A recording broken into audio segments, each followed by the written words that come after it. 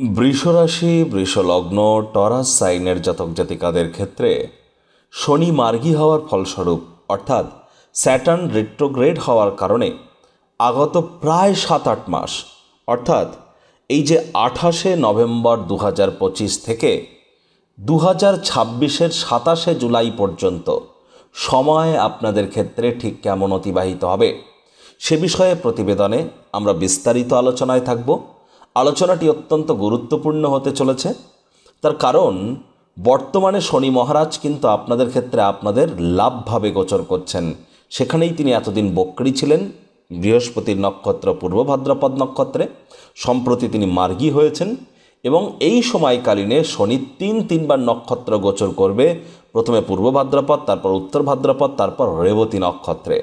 আবার গুরু বৃহস্পতিও কিন্তু এই শনির এই যে মার্গী হওয়াকালীন সময়েই কিন্তু তিনি রাশিও পরিবর্তন করতে চলেছেন, একবার না দুবার, এবং তিনি কিন্তু উচ্চস্থ অতিচারী এবং বক্রীও কিন্তু আছেন। তাহলে স্কিপ না করে পুরোটাই শুনুন যদি ভিডিওটির প্রকৃত মর্মার্থ আপনারা উপলব্ধি করতে চান।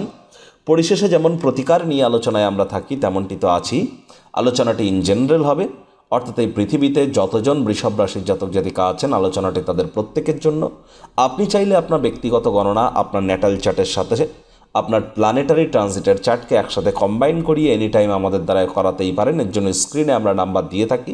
শনিবার রবিবার অফিসে এসে ফেস টু ফেস সাক্ষাৎ করতে পারেন অথবা by phone any time consultancy আপনারা নিতেই পারেন। তো চলুন কথা না বাড়িয়ে আলোচনায় প্রবেশ করা যাক। বৃষভ রাশি, বৃষভ লগ্ন, টরাস সাইনের জাতক জাতিকারা কালপুরুষের রাশিচক্র অনুযায়ী দ্বিতীয়তম রাশির আন্ডারে আপনারা পড়েন। আপনাদের রাশির মালিককে শুক্র। আর স্ক্রিনে আপনারা যে চারটি দেখতে পাচ্ছেন এটি বৃষভ রাশির জাতক জাতিকাদের 2025 সালের 28শে নভেম্বর আপনাদের গ্রহগত গোচরের ছক ঠিক এমনটি কিন্তু দেখাবে। ফার্স্ট হাউস যেখানে 2 লেখা আছে এটিই কিন্তু আপনাদের ফার্স্ট হাউস। আর বৃহস্পতি আছে কোথায়? আপনাদের থার্ড হাউস পরাক্রমের ভাবে নিজের নক্ষত্র পুনর্বসু নক্ষত্রে।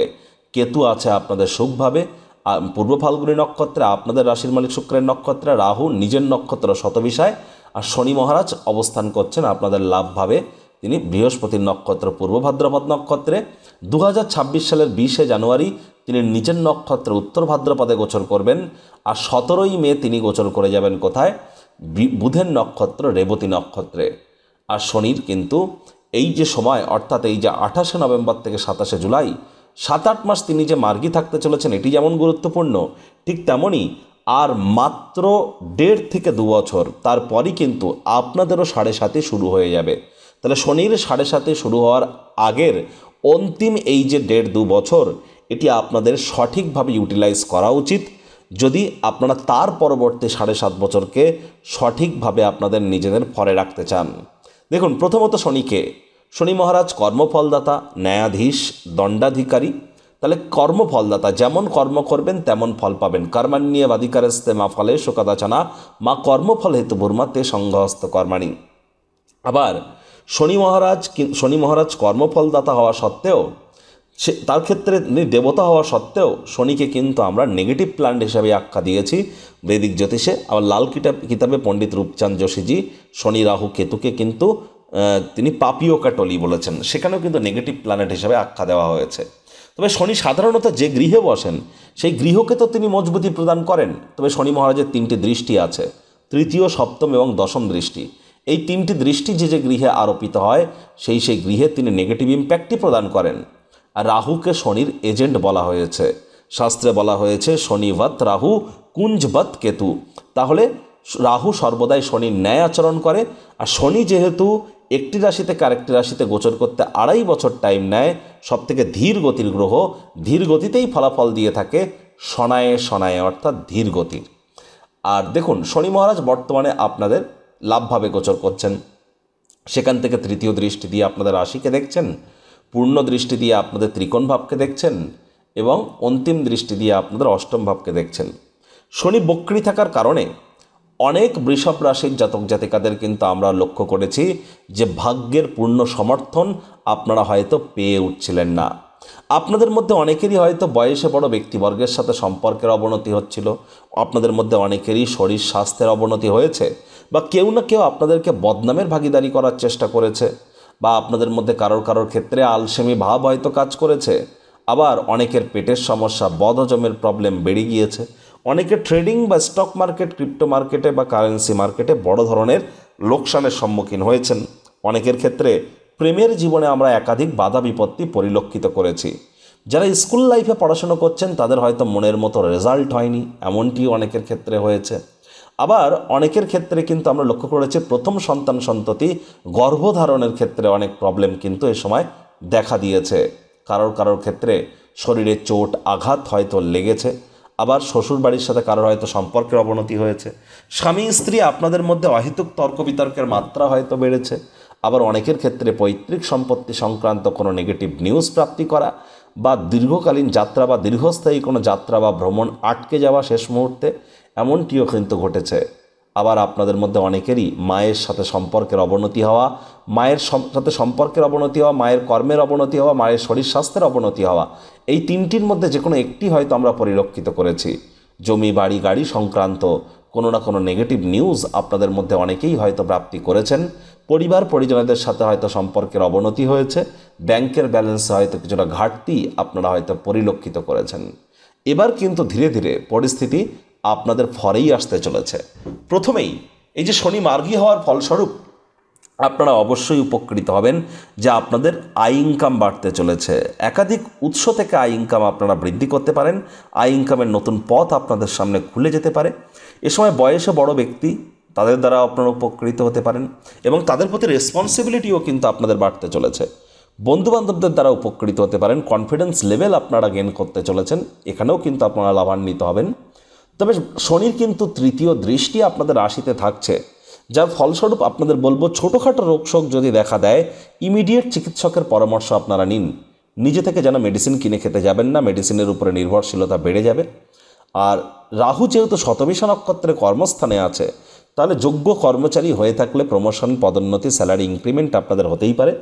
আর্টিফিশিয়াল ইন্টেলিজেন্স বা যারা নেটওয়ার্ক বা ইন্টারনেট রিলেটেড ক্রিয়াকলাপের সাথে যুক্ত আছেন, বা যারা আবগারি দপ্তর বা ওয়াইন বা লিকার ইন্ডাস্ট্রিতে যারা আছেন, বা যারা রিয়েল এস্টেটের জগতে আছেন, যারা গ্যামলিং ইন্ডাস্ট্রিতে আছেন, তাদের জন্য কিন্তু এই সময়ের সুযোগ দুর্দান্ত পরিগণিত হচ্ছে।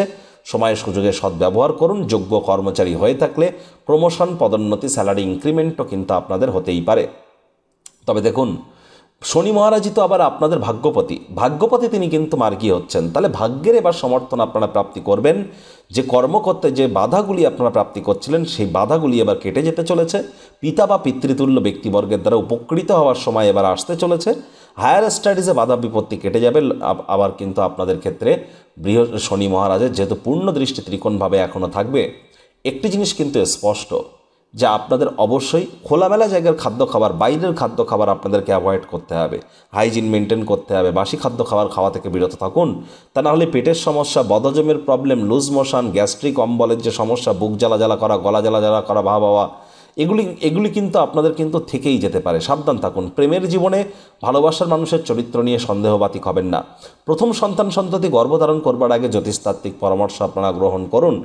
আর শনি মহারাজের অন্তিম দৃষ্টি অষ্টমভাবে থাকলেও 5ই ডিসেম্বরের পর থেকে গুরু বৃহস্পতি আপনাদের অষ্টমপতি নিজের ঘরকে পরিবার, বাণী, অর্থের ভাব থেকে তিনি পূর্ণ দৃষ্টি দিয়ে দেখবেন। যার ফলস্বরূপ যারা অকাল্ট সায়েন্স, জ্যোতিষচর্চা, গবেষণামূলক পড়াশুনো, পিএইচডি লেভেলের পড়াশুনো, বিদেশি ভাষা শিক্ষার চেষ্টা করছেন, বা বিশেষ করে যারা লং ডিস্টেন্স জার্নির কথা ভাবছেন, তাদের জন্য কিন্তু সময় সুযোগ দুর্দান্ত পরিগণিত হবে। সময় সুযোগের সদ্ব্যবহার আপনারা করুন। আর আপনাদের শ্বশুরবাড়ির তরফ থেকে যে নেগেটিভ নিউজগুলো আপনারা প্রাপ্তি করছিলেন, সেখানে কিছুটা হলেও রিলিফ আপনারা প্রাপ্তি করতে চলেছেন। স্বামী স্ত্রী বন্ডিং আগের তুলনায় কিছুটা হলেও কিন্তু বৃদ্ধি পাবে। তবে মায়ের শরীর স্বাস্থ্যের দিকে আপনাদেরকে এখনও নজর রাখতে হবে। বেকার যুবক যুবতীরা প্রচেষ্টারত থাকুন। নতুন চাকরি, কর্মসংস্থান কিন্তু আপনাদের প্রাপ্তি হতেই পারে। এমএনসি কোম্পানিতে যারা আছেন, তাদের প্রমোশন, পদোন্নতি, স্যালারি ইনক্রিমেন্টের যোগও কিন্তু আমরা পরিলক্ষিত করছি। যাদের ড্রাইভার নাম্বার 4, 7 অথবা 8, দেখুন নিউমারোলজি বা সংখ্যাতত্ত্ববিদ্যা অনুযায়ী 4 মানে রাহু, 7 মানে কেতু, 8 মানে শনি। আপনি বুঝবেন কি করে আপনার ড্রাইভার কন্ডাক্টর নাম্বার কত? গুগলে যান, গুগলে গিয়ে সার্চ করুন driver conductor calculator, driver conductor calculator করে দেখুন। আপনার ডেট অফ বার্থ বসান, যে কোনো ওয়েবসাইট খুলুন, আপনার ডেট অফ বার্থ বসান, বসিয়ে দেখুন 4 বা 7 বা 8 হচ্ছে না তো। আবার চেক করুন name numerology calculator, name numerology calculator. যে কোনো একটা ওয়েবসাইট খুলুন, আপনার ফুল নাম বসান, বসিয়ে ক্যালকুলেট করে দেখুন সেটি 478 আসছে না তো, তাহলে ইমিডিয়েট জ্যোতিষতাত্ত্বিক পরামর্শ আপনারা গ্রহণ করুন।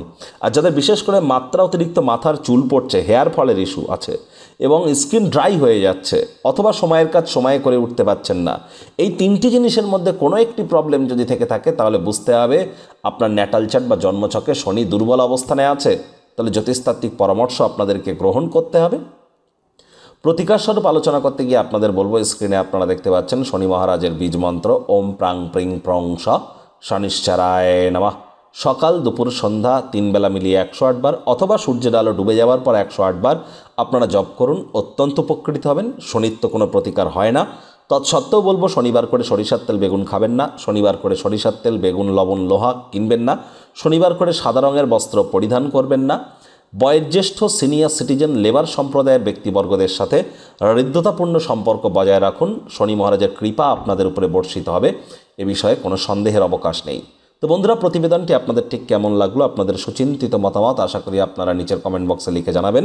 ভালো লাগলে একটি লাইক করতে ভুলবেন না, এই আশা রেখে আমি আমার বাণীকে এখানেই বিরাম প্রদান করছি।